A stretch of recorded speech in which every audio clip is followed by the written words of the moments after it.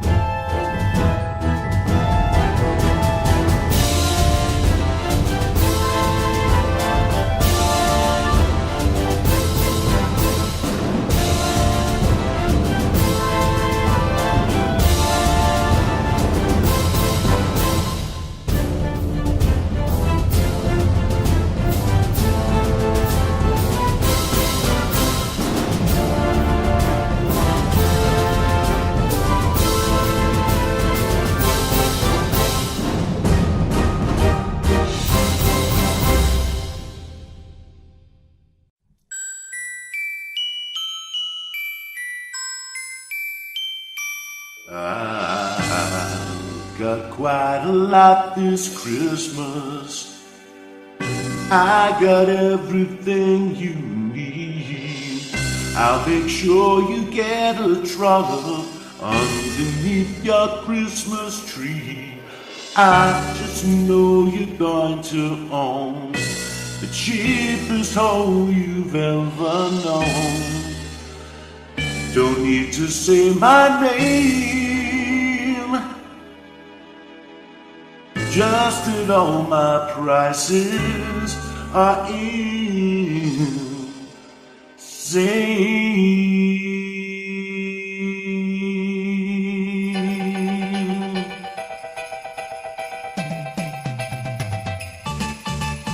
I don't care that much for Christmas, except that morons spend. Don't care what currency I'm getting from you in the end. I don't need to tell you that my whores have all seen better days. Chalaski knows to make you happy, or you'll get back just what you paid. And I'm just here to let you know I'm crazy head to toe. And though they're new to you, the tramp you get this Christmas is used. Ooh, baby, won't be asking much this Christmas. My inventory all must go. Just keep on slashing prices on each and every cutlet hole. These honey's were not brought by sleigh ride from the North Pole by St. Nick. I could list all their diseases, but the thought would make me sick. Cause you just use them every night. It's all the same when you shut the light. Broken, sure it's true, that all you get for Christmas is you. Ooh, baby, all the lights are shining so brightly everywhere, and the smell of roast in the sea light fills the air. All the profits don't faze me. I'm Chulaski and I'm crazy, crazy, crazy. Chulaski's gonna bring you what you really need. And bargain prices too low to believe. I know what you want this Christmas. She'll give you all you're asking for. I just deal in the finest second-handed dried up horse. You're gonna get one for your own, for cold nights when you're all alone. To make your wish come true, the tramp you'll get this Christmas is used. Merry Chillesmas, everyone. You have to come on down before all these busted babes are all snatched up. Chulaski's got something for everyone. No matter how you celebrate your holiday or what your faith might be, have faith in Crazy Chulaski to make sure you get the finest and carnal pleasures in the known cosmos. Take Lucara here. She's 3/4 Cation and she's 126 years old. I know what you're thinking, but in human years, she's 18. That's barely legal.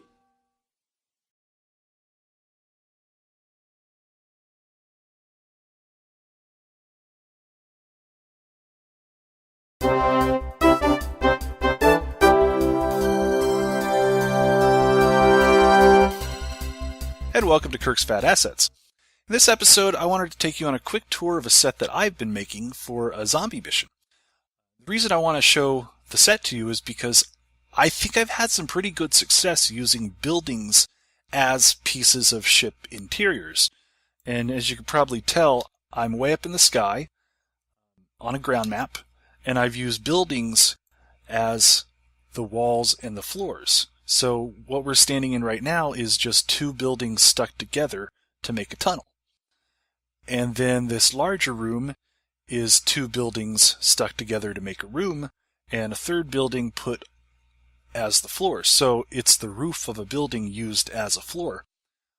And I think it looks pretty good. It's really just 5 props to make this room if you take out the brigs and the crates. And you could do a lot with that with a limit of 64 props. I think I've made this entire set and I only used about 30 buildings. What's also really cool about this specific type of building in the Foundry is there are different versions of the exact same buildings. They're a little different, but some of them are close enough that you could have the player literally walking in a brand new interior and some spatial anomaly happens and it turns into this mess. So mess around with that. You could really do some creative things with these buildings. Alright, that's it for now.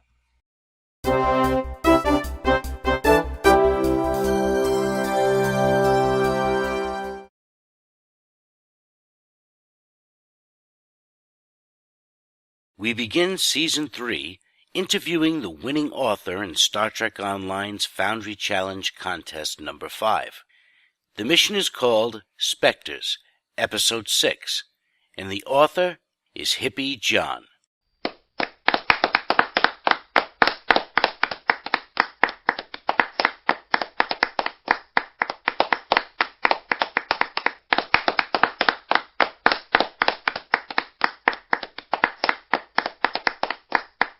Hey, what's up?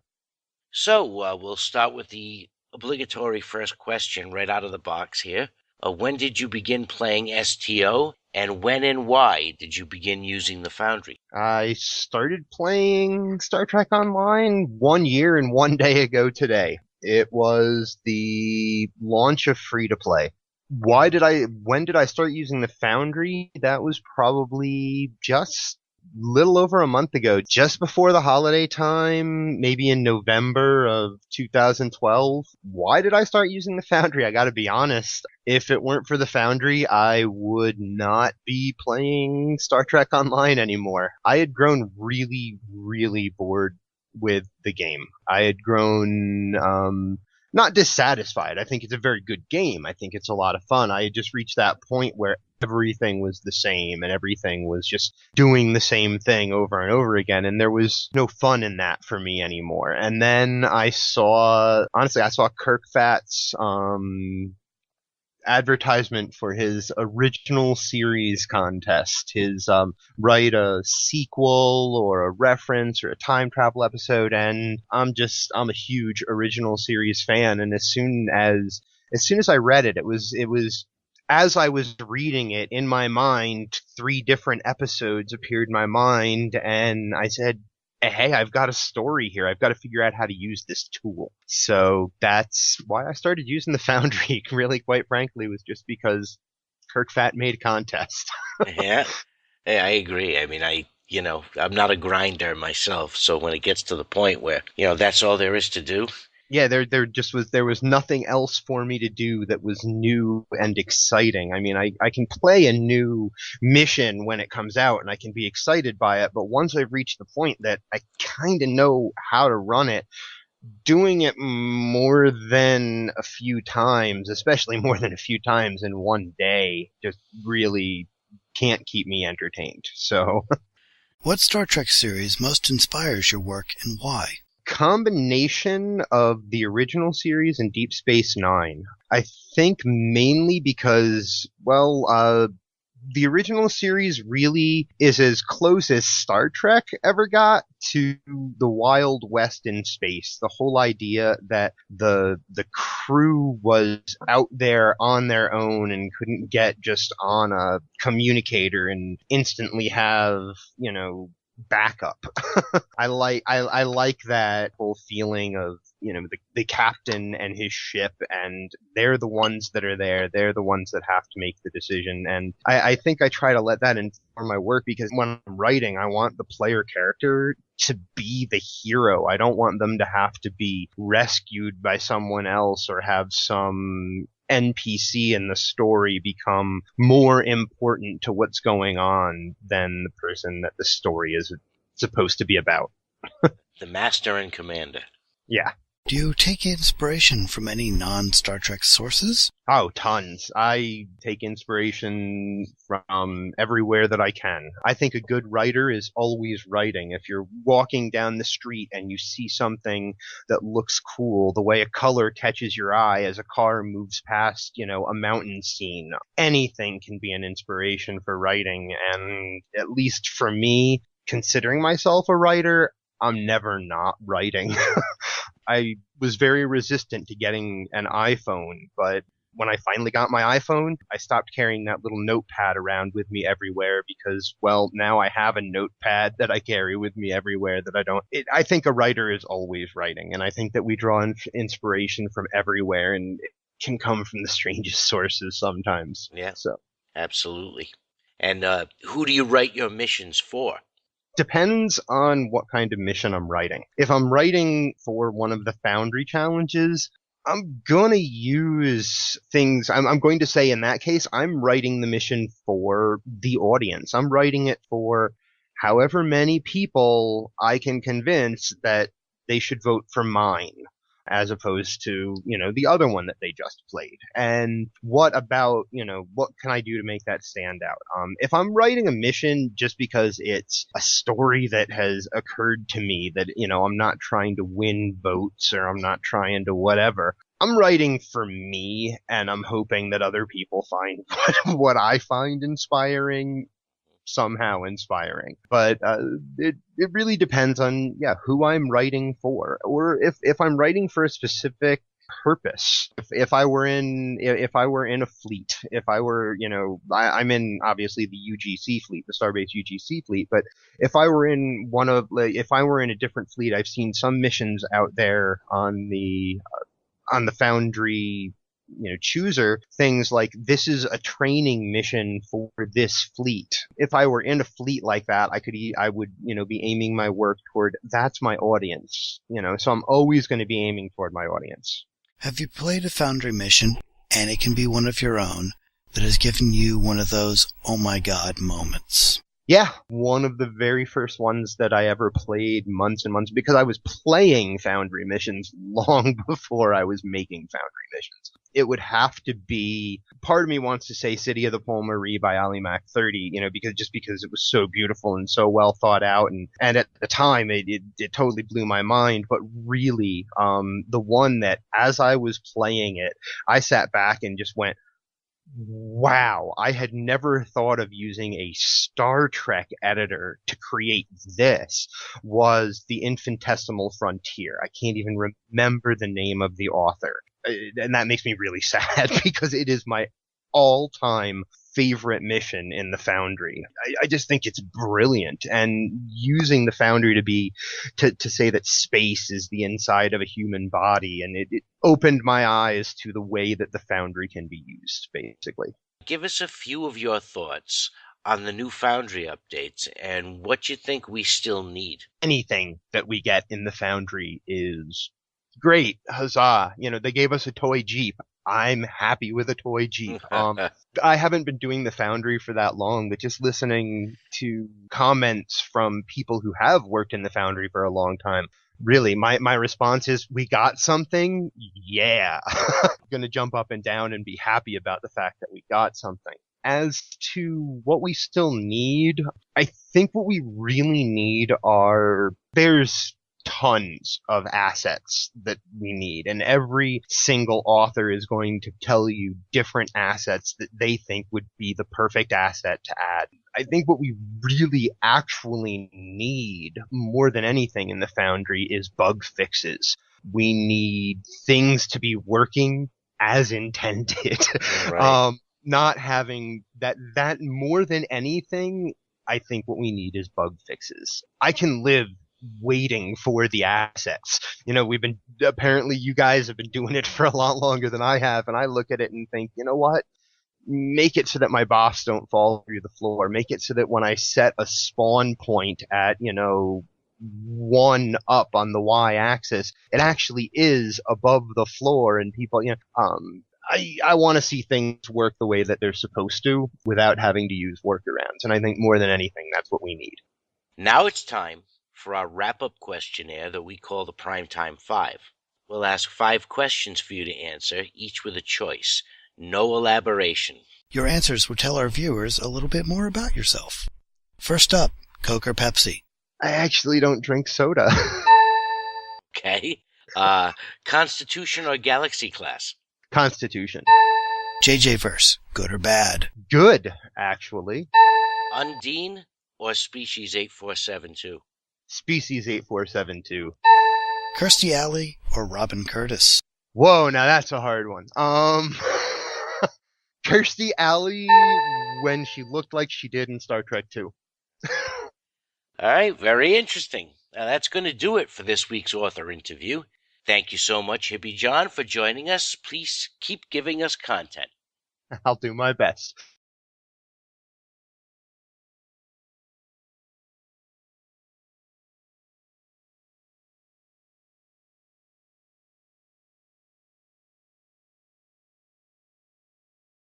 Welcome to Primetime UGC's mini-mission review. I'm Chalaski, and with me, as always, is Captain P.F. Dennis. To begin Season 3, we chose Foundry Challenge number 5 winner Hippie John and his mission Spectres Episode 6. This mission is all indoors, but never disappoints for lack of space battles. It has so many unique features, including the author's own accolades. The premise is the continuation of one of STO's featured episodes, and for Hippie John, he chose the Davidian series, and that brings us back to the past with a little Back to the Future. Let's begin with story. I really enjoyed the story because the author found an opportunity to explain what could be seen as a plot hole in the original cryptic storyline. And the mission really did feel like a continuation of the original set of missions. Players get to further interact with the NPCs that they meet in the cryptic mission, and there is even a nice appearance by the infamous Franklin Drake. But topping off the story for me was an undying love and devotion for the Back to the Future trilogy. I really felt like I was playing Marty, scared of running into my past self while trying to clean up the timeline. That was awesome. My top suggestion would be to make the first bar scene somehow relate to the diner and tavern scenes in Back to the Future. There is a ton of opportunity there for a nice parody. The story worked on so many levels because the original featured episode was taking place out in space at the same time. It was quite an expert touch of storytelling. We gave it 5 stars. On to map design. I think the author did the best that he could with the TOS sets, since we don't really have a way to customize them beyond NPCs. So there was very little customization of sets with props, but lots of nice customization with NPCs. Hippie kept us inside the TOS set for nearly the entire time, but since the story would not have benefited from an outdoor sequence, I felt that there's nothing this author could have done better. Still, there really were no maps to design. We gave this category 3 stars. On to tech. Not a ton of crazy tech here. Everything is pretty straightforward. What was nice is how the author included some optional accolade and objectives. I didn't really like that it was explained in the mission description, but I appreciated that they were there. Absolutely. I was impressed with several of the accolades, which were humorous and obtaining. While the mechanics weren't jaw-dropping, the fact that this first-time author was this ambitious is impressive to say the least. We gave tech 3 stars. On to difficulty. There were no space mobs to kill, and most of the ground combat happened on a rather cramped TOS set, but I still found it rather fun. I can't set foot on the TOS bridge without feeling goosebumps, so I appreciated that there was a battle there, even though it required yet another loading screen. I think that the author did what he could, given the maps that he had to work with. Agreed. It was a bit tight at times, but the battle was fun and balanced. Fun is the key word. And for that, difficulty gets 4 stars. Go out and try this challenge winner for yourself. Go forth to play and create UGC content. This has been the Mini Mission Review on Primetime UGC.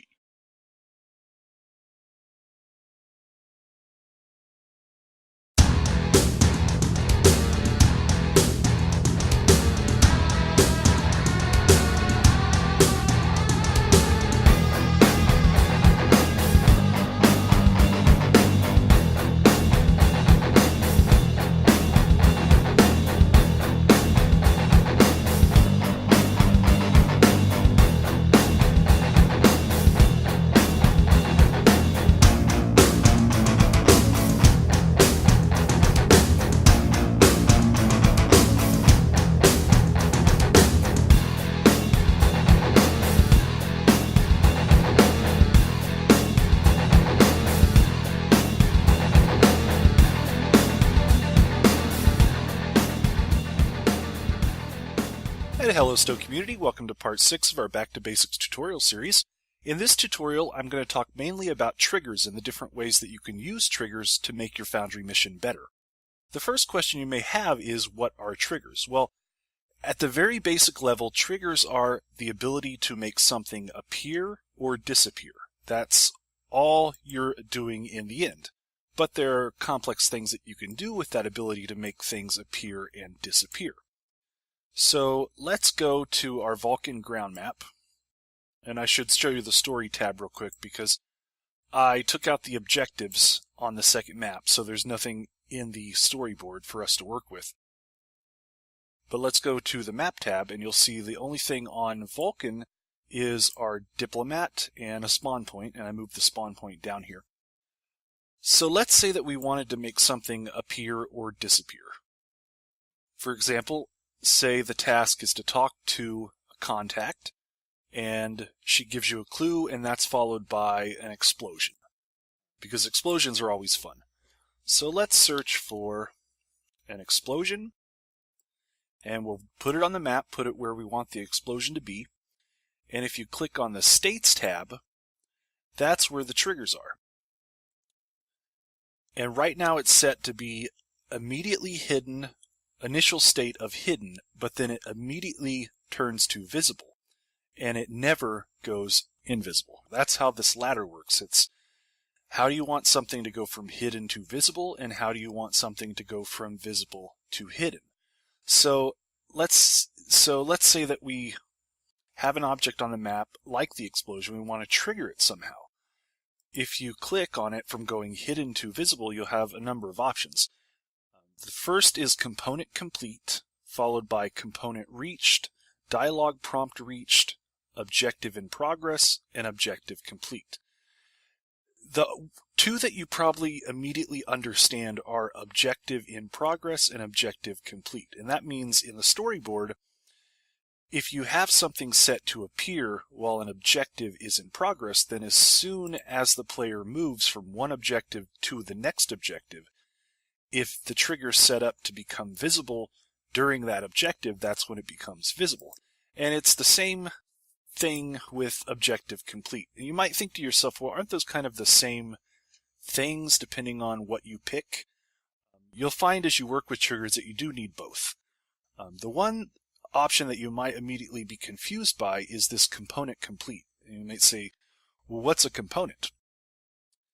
A component in the Foundry can be objects. They can be any of the details that you put on the map. They can also be an enemy group that you put on the map. And that's basically it. A component is something that gets completed, and by completed it means it becomes interacted with, or it becomes killed. And so let's say that I just want to put a different object in the map. Let's put a wall. And I'll put a cave rock. No, that's too big. I'll just put a console. And let's say you want the explosion to appear after the player interacts with the console as a component. So I'll change the state of the explosion to become visible when a component is complete, and I can select the console wall component that I just put in the map.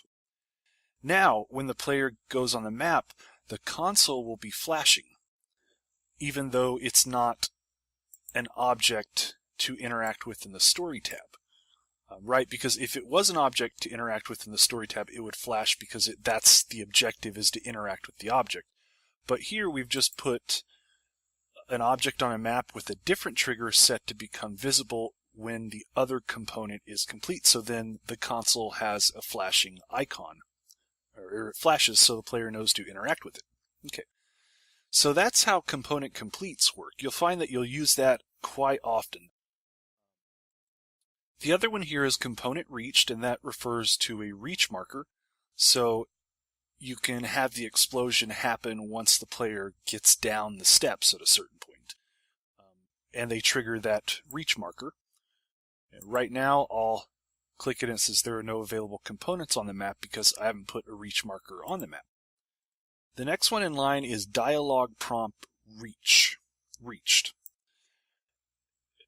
You may think, well, we've already put dialogues in the map. Actually, I removed them, but let's say that we want to put a dialogue in a map, so we'll put a dialogue with contact in the storyboard, and we'll fill out, she says hi, then go to the map tab, and let's say we want to make the explosion happen when a dialogue prompt is reached. There are no available dialogues to choose from. And it's the same thing if you put a pop-up dialog in the Story tab too. It will say there are no dialogues to choose from. And that's because this trigger only works with a specific kind of dialogue, and that's this pop-up dialog blue bubble that you add to the map. And so you could have a storyboard filled with dialogues that consists of talk to contacts or pop-up dialogues, but you won't be able to use triggers in conjunction with them because it only recognizes these guys. So keep that in mind. We'll deal more with these guys in the next tutorial.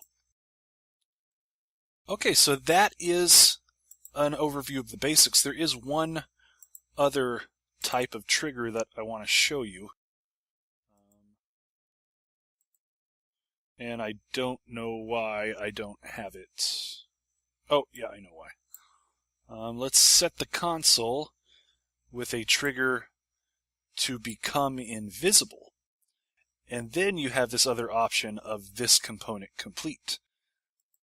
And now you notice there's a new tab over here on the side called triggers, and that gives you the ability to do an interact text. So scan the console. And you can even give the player an animation while they're doing it. With that setup, then the console will be on a map and it'll be flashing, and the player can go to interact with it, and then it disappears after they interact. This is really useful. You might have trouble understanding why you'll need to use that right now, but I think once you really get going, you'll be using that option more and more. Another option that you'll be using is the ability to put invisible objects on a map. Because notice that the map here, Vulcan, it has a lot of stuff on it. It's got the fountain, it's got mountains and benches and all kinds of stuff that you might want to use as components. But you can't, because you can't select stuff that's built into the map as a component to complete. So what you'll probably end up doing is you put an invisible object. Say the task is to scan the fountain. Well, you'll put an invisible object at the spot where you want the player to scan, and that will be the component, and you'll just disguise the interact text as scan the fountain or something along those lines. I think the more and more you play with triggers, the more you're going to be using these invisible objects, especially on the ground. In space, they can be a bit frustrating because they have, even though they're invisible, the text in this box will show up in space, so there'll be something there even though it's an invisible object. But for ground maps, they're really, really useful. Okay, that's really a basic overview of what triggers are. I do want to take a moment to talk about the limitations of triggers. So let's say that we have our Vulcan diplomat and we want at some point to make her go invisible. So she starts out visible, and we have all the trigger options here to make her go invisible. But let's say that in the storyboard, we have a task to talk to her. Talk to the Vulcan diplomat. Now if we go back to the map tab and we click on her triggers, all of a sudden we have one option to make her visible and two options to make her invisible. Really two for both. And keep that in mind, because if an object is on your map and it's in the storyboard, a lot of times you lose the ability to do really creative and complex things with triggers. Whereas if it's not in the storyboard, if it's just a console there that's flashing and the player immediately goes up to it and sees it flashing, then there's all kinds of other things you can do with triggers that you can't do if the object or the person or the enemy is in your storyboard. So that's something to keep in mind. Many of the triggers have built-in limitations, and the different types of objects, say a reach marker, for example. Go to the Special tab. I'll put in a place marker. Well, place marker doesn't have triggers at all, whereas the pop-up dialogues do. They have triggers. Also within the storyboard, certain things in the storyboard have triggers too, like buttons can have triggers. So click on a button, and the button can go from hidden to visible and vice versa. That can sometimes not work very well. Last time I really messed around with it, but you might play around with it because you could do some really neat things in dialogues with buttons set to appear and disappear. Okay, I think that's all I wanted to talk about today. Stay tuned for next time for part 7, and we'll get into more complex things you can do with triggers. Oh, and last thing I want to say is that if you really want to get into triggers, there is a 8-part tutorial series at Starbase UGC. And those are still really useful. You can go through step by step on the 8-part series and learn almost every trick that you can do with triggers. Okay, stay tuned for next time. Enjoy the rest of the show.